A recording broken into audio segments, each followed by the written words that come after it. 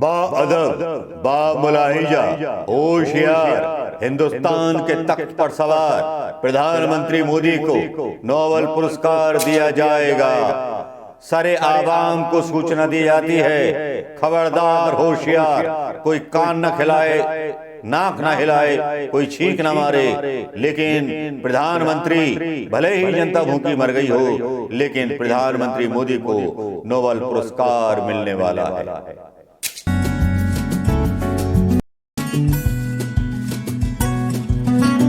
दोस्तों नमस्कार, मैं मनोज कुमार शर्मा आजाद हिंद आवाज न्यूज के लिए आपके बीच में एक बार फिर। जी हां, जिले लाई की कहानी तो आजकल फ्लॉप पिक्चर की तरह चल रही है, जहां सुप्रीम कोर्ट से डांट पे डांट मिल रही है, वहीं विपक्ष ने उनकी खाट खड़ी कर रखी है। अब इस खाट जो खड़ी हो रही है अदानी के मामले में राहुल गांधी के द्वारा, उस खाट को कैसे सुधारा जाए, तो एक बड़ा ब्रिलियंट आइडिया लेके आया जाता है, जिस आइडिया में एक खबर चल निकलती है कि नोबेल पुरस्कार विजेता बन सकते हैं प्रधानमंत्री मोदी, और अचानक से प्रोपेगेंडा शुरू हो जाता है। प्रोपेगेंडा क्या, खबर सच भी हो सकती थी,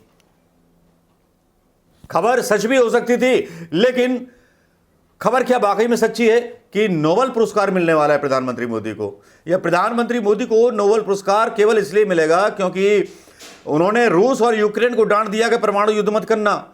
शांति के लिए प्रधानमंत्री मोदी को मिलने वाला है, क्या कहते हैं, नोबेल प्राइज।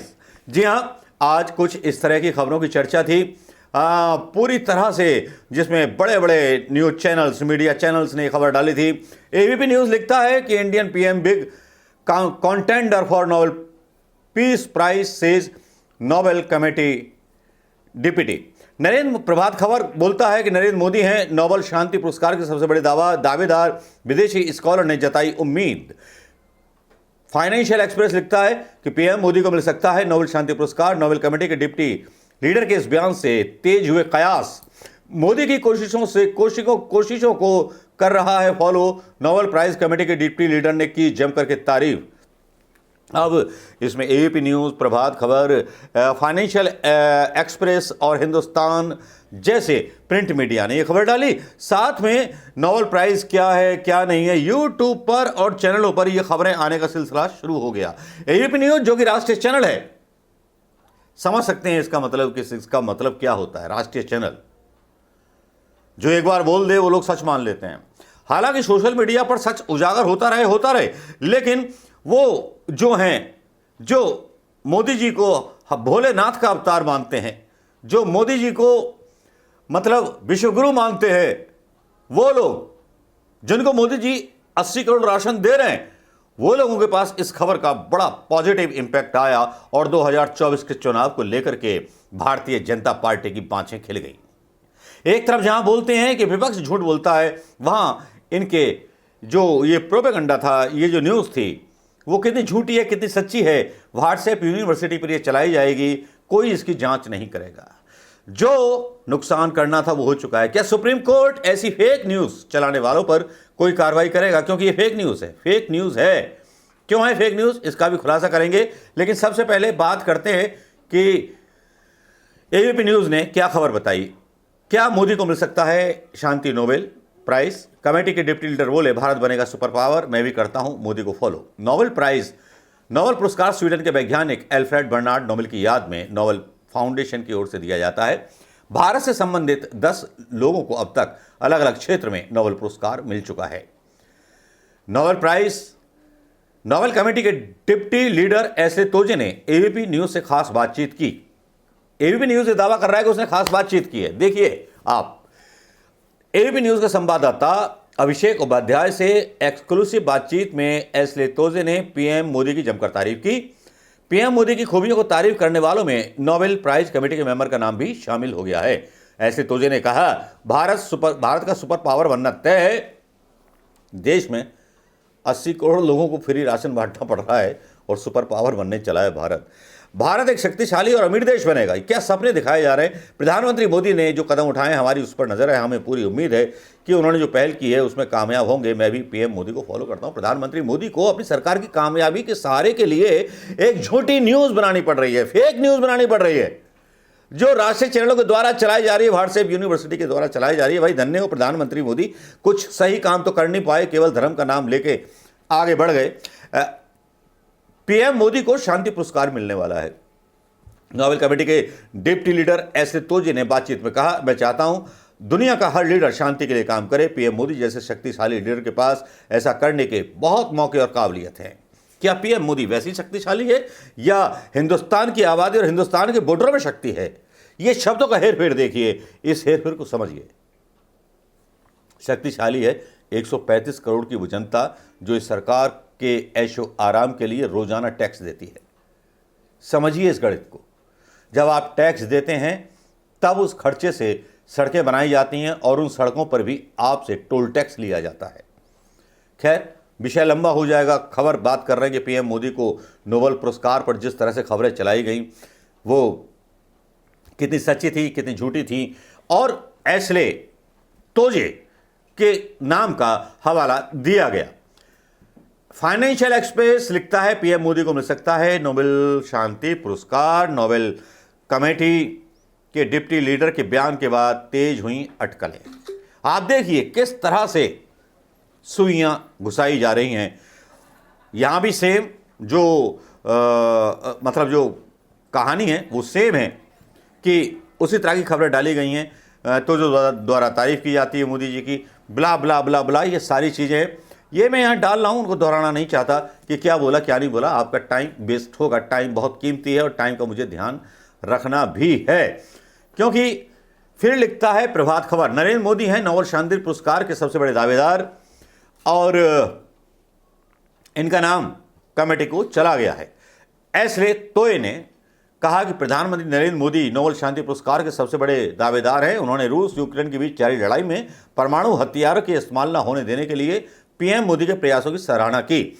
लेकिन पता नहीं कौन से प्रयास किए प्रधानमंत्री मोदी ने, कौन से नहीं किए मैं कह नहीं सकता। लेकिन प्रधानमंत्री मोदी ने रूस से सस्ता पेट्रोल जरूर खरीदा, जिसकी वजह से चाइना अमेरिका के साथ संबंध बिगड़ गए हमारे हिंदुस्तान के।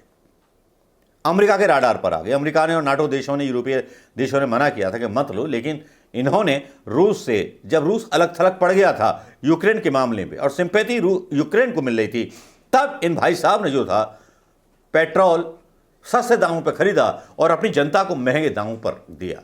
क्या इसीलिए इनको नोबेल पुरस्कार मिलेगा? इन्होंने युद्ध में सहायता की, वरना युद्ध इतना लंबा खिंचता।